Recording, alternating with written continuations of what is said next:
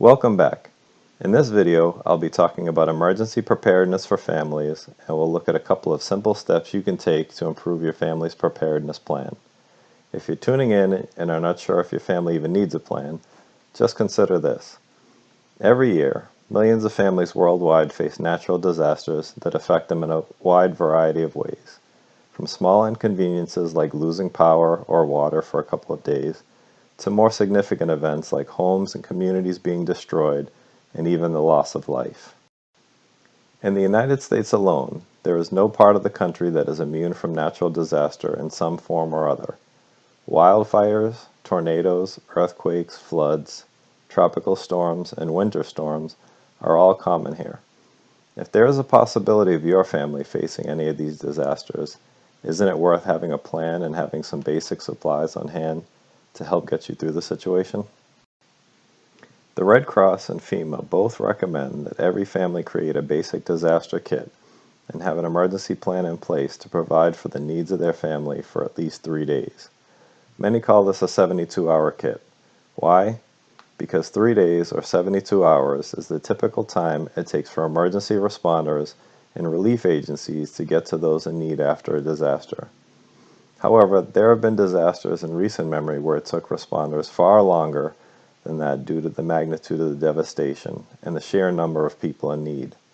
Just think about the impact of Hurricane Katrina in 2005 and Hurricane Maria in 2017. These events further emphasize the need for family preparedness planning, both short-term like what we will talk about today, as well as longer-term plans that we might get to in a future video. So let's take a look at how you can put together a 72-hour emergency kit for your family. As we go through the kit, please keep in mind that this isn't a one-size-fits-all kind of thing. You are responsible for the specific needs of your family. For your reference, we have a family of 4, and all of the items in our kit, with the exception of our water, fit inside of a 15-gallon storage bin. We keep our supplies together in this way to ensure that we can find the important items when needed, and also to make it easy to grab and go if we ever had to evacuate our home for some reason. Let's take a look at the key items in my family's 72-hour kit, so you can get an idea of what you might want to include in your own.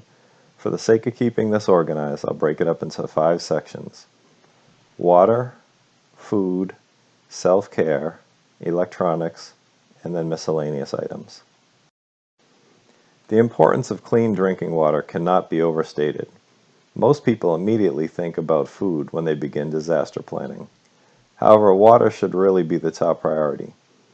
People can generally survive a couple of weeks without food, but only a couple of days without clean drinking water. FEMA and the Red Cross recommend that people store at least 1 gallon per person per day. So one person should have at least 3 gallons of water, and a family of 4, like mine, needs at least 12 gallons. That is not only for drinking, but also for hygiene and cooking as well.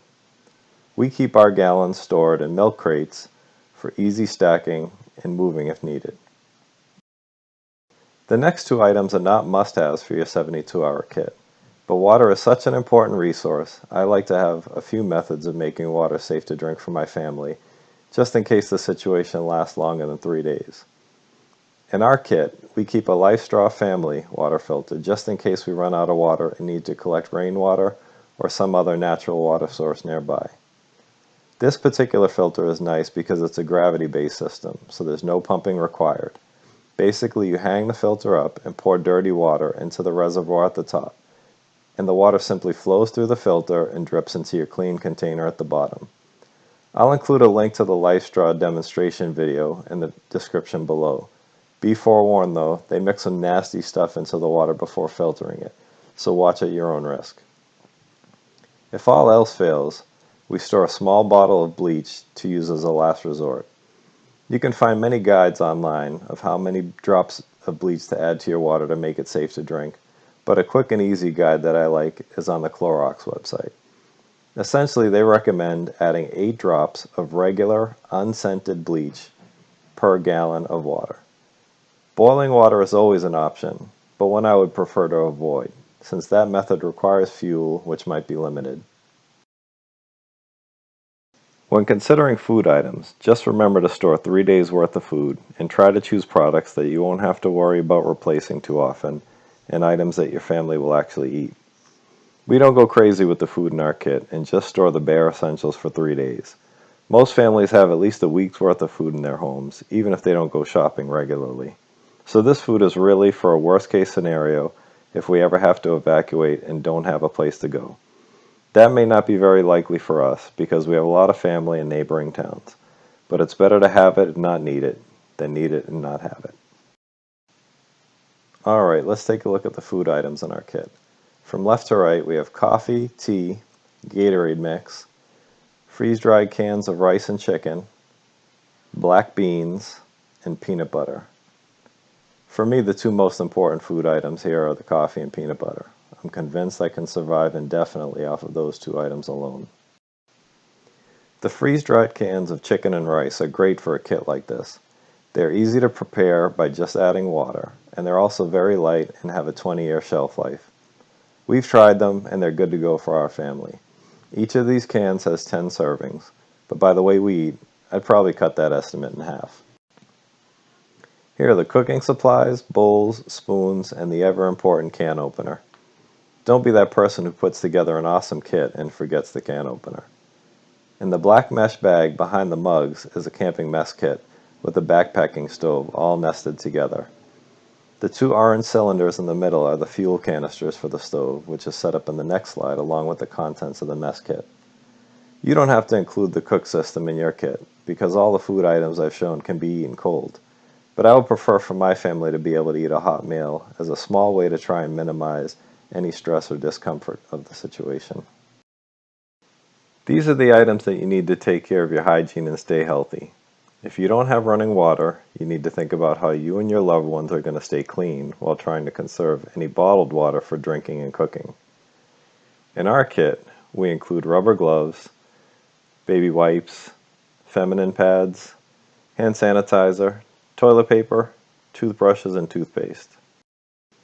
You should also include a first aid kit and, if you are able, a supply of prescription medicines that any family members may be dependent on, including items like EpiPens. As far as electronics go, you can keep it simple. This should not take the place of any larger scale plans you have for your home like backup generators or solar arrays. These are just smaller scale items that will be helpful to have if the power goes out. Flashlights with extra batteries and an emergency radio are two important items to include in any kit. This particular radio has an internal battery that can be pre-charged ahead of time, or you can use the crank on the back to power it back up if the battery dies. It also has a flashlight built in and picks up all the local AM and FM radio stations, as well as NOAA weather frequencies.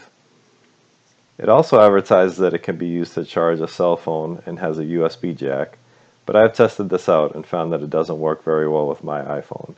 Frankly, I couldn't imagine cranking that thing all day to get a full charge on a phone. To be able to charge our cell phones and other small electronics, we picked up this 40,000 milliamp hour lithium battery pack. This product has multiple outlets for charging devices via USB as well as AC outlet and 12-volt outlets. It also has the ability to be recharged using a wall outlet, car charger, or solar panel that is sold separately. I'll probably discuss this item more in a later video after I have a chance to test it more with the solar panel that I picked up for it. Although this is what we included in our kit, it was by far the costliest item, so I would recommend going with something smaller and more affordable if you're only needing to charge a cell phone.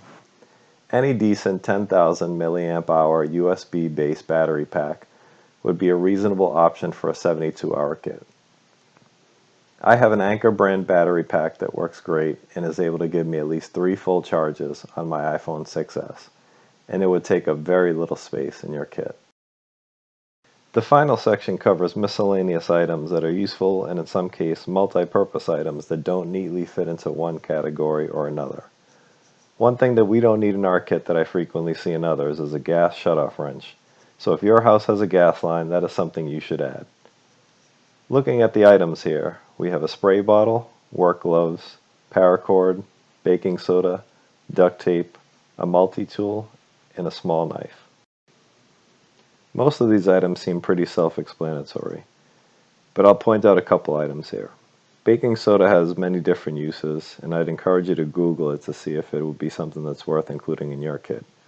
Some of the practical uses that I can think of include hygiene, medical, and also cleaning uses. The spray bottle is mainly included to be used with the bleach if we ever had to disinfect something that had been contaminated by floodwaters or sewage backup or something nasty like that. The last items I'll mention are the ones that may bring relief to your family in other ways. Disasters can cause tremendous stress, particularly to children, so include a couple of items that may help bring psychological relief to yourself and your family and offer a temporary distraction from the situation. As you work on creating your own 72-hour kit, remember that your plan should reflect the needs of your own family and the particular region that you live in. Start small and build your kit over time. Something is better than nothing, so even small improvements help your family to be more prepared and increase your ability to handle a disaster scenario. If you found this information useful, please like the video and consider subscribing to the channel. Thanks for watching.